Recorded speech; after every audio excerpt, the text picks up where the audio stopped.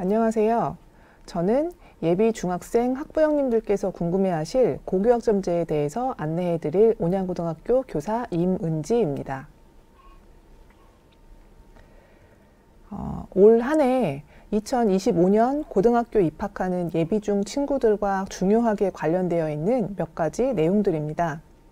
2월에는 고교학점제 종합 추진계획이 발표되었고 7월에는 서울대 전공연계 권장 과목이 발표되었습니다.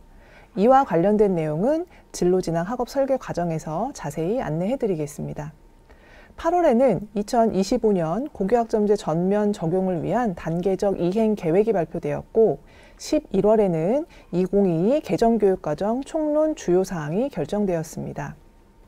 특히 고교학점제 전면 도입과 함께 어떠한 내용 체계로 학교 생활을 하게 되는지 큰 바탕인 교육과정 개정이 함께 이루어지기 때문에 2025년도 고등학교에 입학 자녀를 두신 보호자께서는 더욱더 관심이 많으리라고 생각됩니다.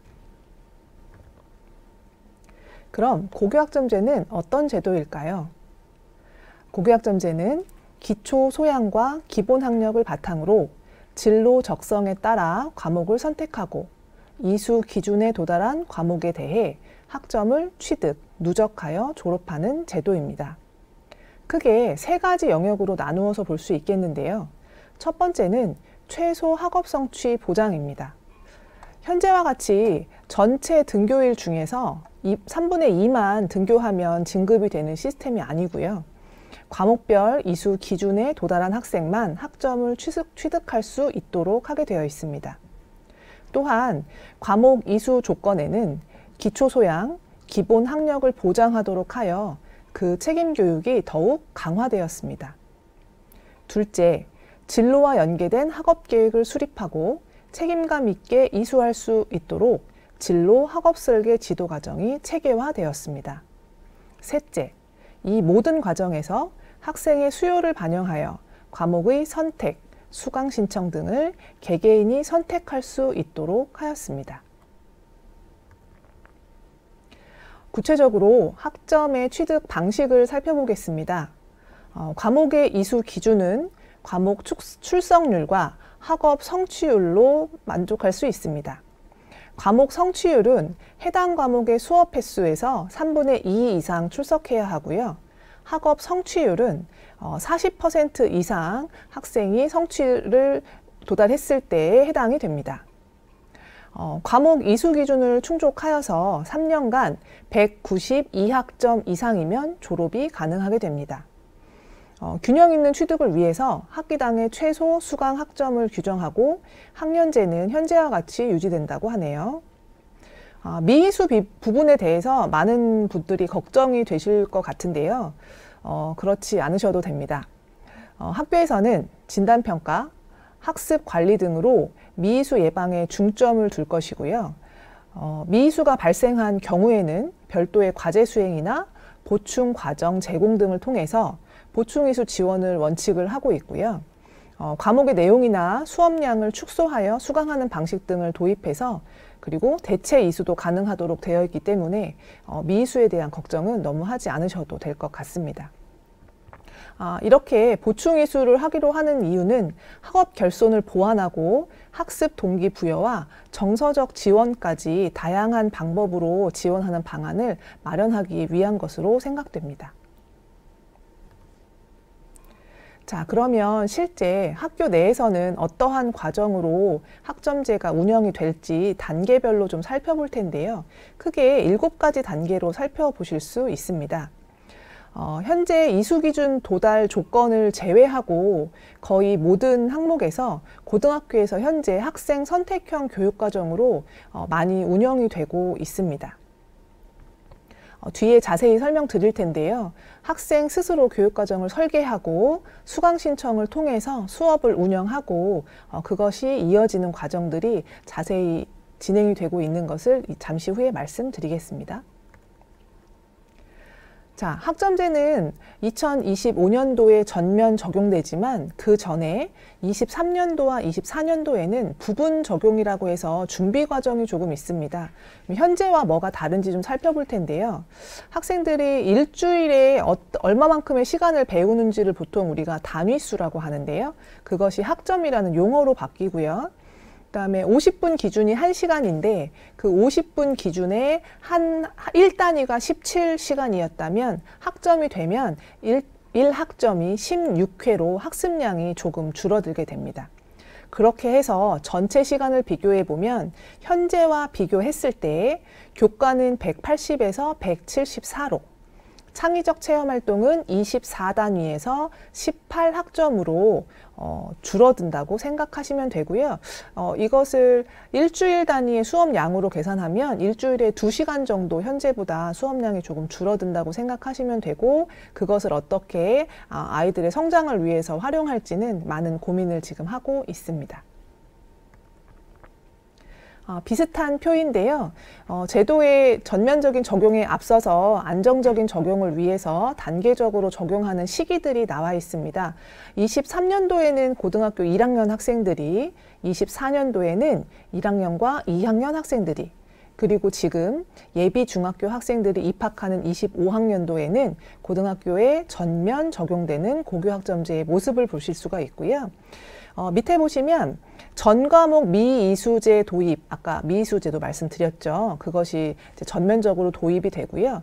그다음에 25년도부터 개전교육과정이 1학년부터 또 적용이 되기 때문에 모든 선택 과목에 있어서 성취평가제로 운영이 되게 됩니다. 물론 공통과목에 한해서는 9등급에 현재 표기되는 것과 같이 표기가 된다고 합니다. 얼마 전에 2022 개정 교육과정에 대한 안내가 나왔었는데요. 과목의 구조가 조금 달라지게 됩니다. 현재는 보통 과목이 공통과목, 일반 선택 과목, 진로 선택 과목으로 나와 있는데요. 보통 교과가 바뀌게 되면 공통 과목과 선택 과목으로 나뉘게 되고 선택 과목에서는 일반 선택과 융합 선택, 진로 선택으로 나뉘게 됩니다. 과목의 성격을 좀 보실 텐데요. 공통 과목은 기본 소양 및 기본 학력, 함양, 학문의 기본 이해와 내용을 하는 과목으로 학생 수준에 따라 대체 이수가 가능하도록 되어 있습니다. 세 가지로 나눠준 선택 과목은 교과별 학문 영역 내에서 주요 학습 내용을 이해하고 탐구하기 위한 일반 선택 과목과 교과별 심화 학습 및 진로 관련 과목인 진로 선택 과목, 교과 내 그리고 교과 간 주제 융합 과목, 실생활 체험 및 응용을 위한 과목인 융합 선택 과목으로 나뉜다고 발표가 되었습니다. 현재 많은 학교에서 실제 학생들이 중심으로 하는 학생들이 선택교육 과정을 실제로 운영하고 있거든요.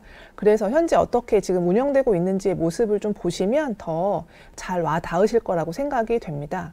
일단 많이 들으셨다시피 문과, 이과의 계열 구분이 없습니다. 그래서 계열 구분 없이 자기가 필요로 하는 과목들을 선택하면 되는 거고요.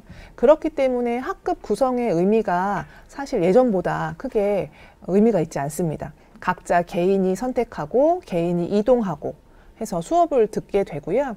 다양한 경로로 아이들이 수업을 다양한 형태로 이수하기 되기 때문에 무학년제로 운영이 되는 경우도 있고 아마 고교학점제가 되면 그 선택의 폭은 더 넓어질 것이라고 생각합니다. 그렇다면 이제 고민이 되시죠. 어떻게 하면 잘 선택할 수 있을까? 어떤 기준에 의해서 선택해야 할까가 굉장히 고민이 많이 되실 거고요. 다음 차시에 그 내용을 조금 더 살펴보도록 하겠습니다. 학생의 수업과 평가가 좀 달라진다고 말씀드렸는데요. 보통 교과의 공통 과목만 9등급 평가가 그대로 유지가 되고 나머지는 성취평가가 유지가 되기 때문에 보시는 그림과처럼 학생 개인 성취율을 잘 나타낼 수 있을 거라고 생각합니다. 자, 다양한 방법으로 고교학점제가 이루어졌을 때 여러 가지 변화가 이루어질 텐데요. 교육과정을 비롯해서 그다음에 학사 운영, 교수 지원, 학습 공간, 그리고 학교의 체제 면에서 많은 변화가 있을 것으로 생각이 됩니다. 학점제에서 변화를 좀 살펴보면요. 학생 선택형 교육과정, 지금도 이루어지고 있는 것들이 조금 더 확대될 것이고요. 그다음 가장 좀 체감할 수 있는 것은 학생 개인별 시간표가 운영된다는 것입니다. 그래서 우리 반 학생들이 똑같은 과목을 듣는 것이 아니라 각자의 과목에 따라 학생들이 이동하는 시간표가 이루어질 거고요. 그렇기 때문에 자연스럽게 학교의 학습 공간 또한 그에 맞추어서 변화가 될 필요성이 있습니다. 그리고 학교에서는 학생 개별의 맞춤형 교육을 위해서 다양한 진로 진학을 위한 프로그램들을 개발하고 운영하고 있습니다. 학점제의 학교 공간이 많은 모습을 달리할 텐데요. 크게 나누어 보면 학습 공간, 지원 공간, 공용 공간으로 나누어져서 학습 공간의 형태와 크기도 달라질 거고요. 그다음에 학습이 이루어지는 방법이 다르기 때문에 다양한 형태의 교수학습 지원과 생활 복지 지원을 위한 공간들이 이루어질 것입니다. 그리고 학생들이 스스로 서로 소통하고 이야기 나누면서 주도적인 학습을 할 수 있도록 공용 공간도 많이 마련이 될 것이고요. 일반계 고등학교에서는 계속 그러한 공간 확보를 위해서 지속적인 노력을 하고 있습니다. 예시들을 좀 살펴보면요. 가변형 교실이라고 해서 교실의 형태와 크기가 좀 달라지는 공간, 그리고 소규모 학습실을 통해서 소인수 과목이 이루어지는 학습 공간들이 이루어질 수 있고요. 그다음에 문화예술 활동이 이루어질 수 있는 별도의 공간이라든가 멀티미디어 학습실, 예전의 학교의 모습하고는 조금 달라지는 이러한 모습들을 보실 수가 있을 겁니다. 학생 성장의 고교 교육이라고 해서요. 이게 고교 학점제를 나타내는 여러 가지 자료에 굉장히 많이 나오는 거거든요. 학부모님들이 보시기엔 어떤 게 좀 잘 보이시나요? 저는 가운데 학생이 있는 것이 되게 중요하게 보입니다. 학교의 모든 체제들이 변화되는 것은 가운데 있는 학생들의 개별 성장을 지원하기 위한 프로그램이라고 생각하시면 되는데요. 학생 중심의 교육과정 운영이나 학사 운영의 혁신, 학생 주도적 학교 문화, 진로 학업 설계 지도, 그리고 학교 공간의 변화, 그리고 우리가 더 나아가서 미래교육, 미래형 교수학습을 위하고 성장 중심의 책임교육을 하기 위한 다양한 정책들이 학생의 성장을 돕기 위한 변화의 과정으로 지금 진행이 되고 있다라고 보시면 될 것 같습니다.